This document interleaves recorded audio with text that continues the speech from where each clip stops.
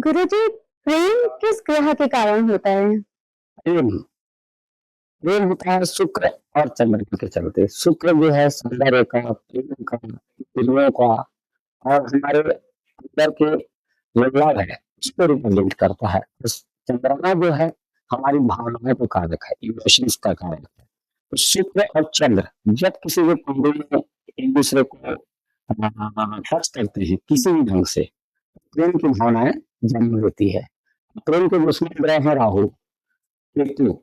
जब प्रेम शुक्र और चंद्र का प्रेम में केतु आता है, प्रेम में विक्षेप हो जाता है, डिटेचमेंट हो जाता है।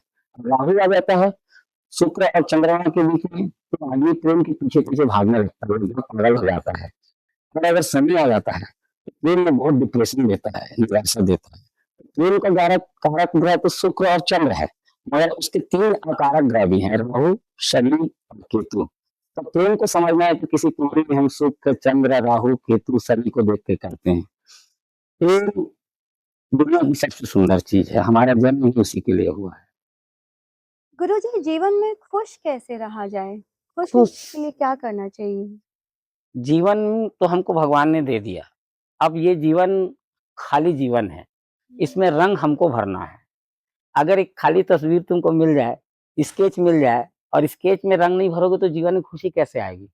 तो रंग भरने का काम तुम्हारा है, जीवन को खुशी से भरना है। कैसे भरे?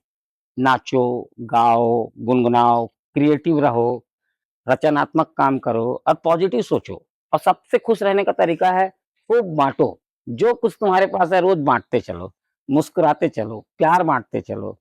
और जीवन को और खुशहाल बनाना है तो ज़िंदगी में कुछ प्रेज़ेंट में रहो, कुछ सोचो-साचो मत, बस जीते चलो।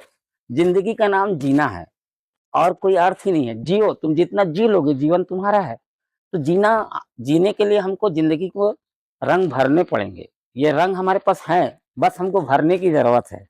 हम व्यर्थ के विचारों की वजह से जी नहीं पा रहे हैं। लोग कौन क्या बोलेगा, कैसे जिएँ, क्या करें, कौन क्या सोचेगा, कुछ मत सोचो। बस तुम जीते चलो, दुनिया तुम्हारी हो जाएगी। जब तुम खुश रहोगे तो पूरा संसार तुमसे खुश रहेगा। गुरुजी, आपके नज़र में प्रेम क्या है? प्रेम, मेरी नज़र में तो प्रेम जीवन है। जीवन का संगीत, नृत्य, गीत, लय सब कुछ प्रेम है। प्रेम के बिना जीवन का क्या अर्थ है?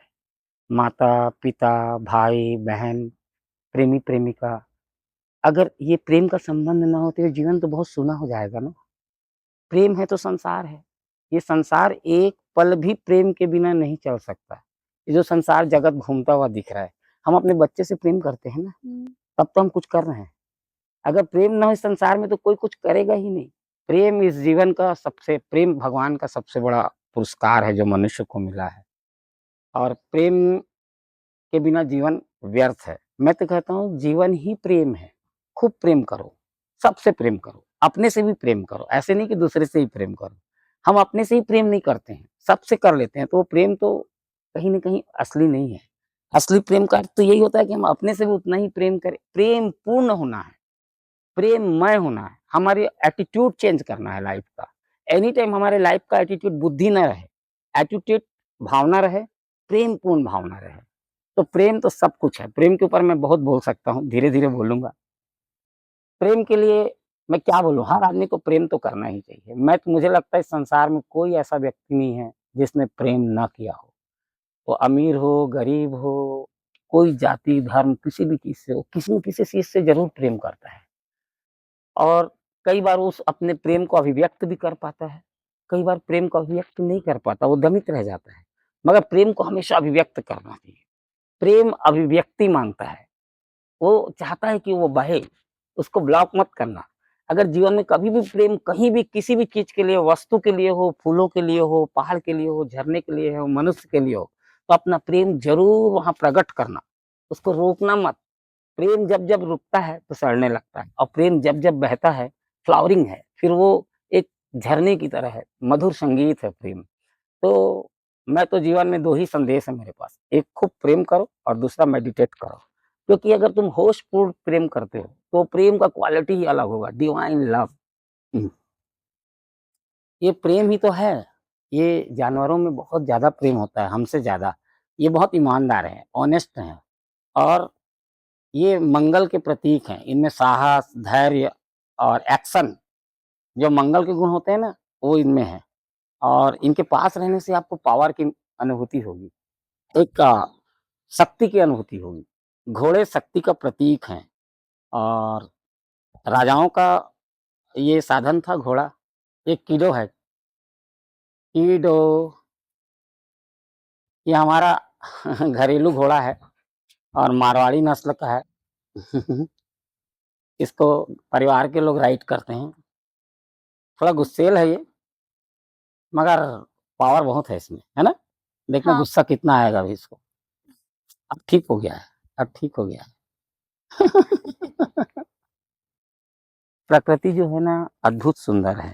हुँ, आप प्रकृति के पास रहोगे ना तो ऐसे ही आपका मन बहुत आनंदित रहेगा। नेचर ही सब कुछ है। हम जो धीरे-धीरे शहर की दुनिया में जा रहे हैं हुँ, और हम प्रकृति से दूर हो रहे हैं, यही हमारा तनाव का मुख्य कारण है। हुँ, हर व्यक्ति को छुट्टी मनाने के लिए हफ्ते में 1 बार कम से कम नेचर के पास जाना चाहिए और मैं तो नेचर में ही रहता हूँ। मेरे को हुँ। नेचर में ही रहना, जंगल ये सब बहुत अच्छा लगता है। गुरुजी, हम लोग अपने जीवन में प्रेम को कैसे बढ़ाएँ? मतलब उसको कैसे विकसित करें? हाँ, प्रेम को विकसित करने के लिए सबसे पहली बात है आपको अपने आप को अपने स्वभाव में जीना पड़ेगा। एक्चुअल में प्रेम हमारा स्वभाव है। हुँ, हम प्रेम के लिए ही जन्मे हैं, प्रेम के कारण ही जन्मे हैं। हमारे माता-पिता प्रेम किए तब तो हम जन्मे। तो प्रेम तो हमारे डीएनए में है। उसको हुँ, विकसित कैसे करना है? विकसित करने के लिए तुम प्रेम बाँटो, प्रेम करो और छोटी-छोटी बातों को इतना बड़ा मत बनाओ कि प्रेम में बाधा बन जाए। प्रेम में स्वार्थी मत रहो। प्रेम में डिवोट करना सीखो, प्रेम में देना सीखो। प्रेम पाने की चीज़ है ही नहीं है। सबसे बड़ा भ्रम है कि प्रेम पाना है। प्रेम दो, अपने आप प्रेम मिलेगा। तुम देखो जो लोग प्रेम देते हैं, उनके हुँ, जीवन में अनेक लोग प्रेम करने वाले रहते हैं, हुँ, मगर हम बहुत संकीर्ण हैं, कंजूस हैं, इसलिए हम प्रेम देते ही नहीं, हम इंतज़ार में रहते हैं कोई हमको प्रेम कर ले, कोई हमको प्रेम कर ले। तो ये प्रेम ऐसे नहीं होगा। प्रेम को विकसित करना है तो प्रेम को बाँटो, चाहो मत, कुछ चाहो मत और सब कुछ लुटा दो। यही है प्रेम।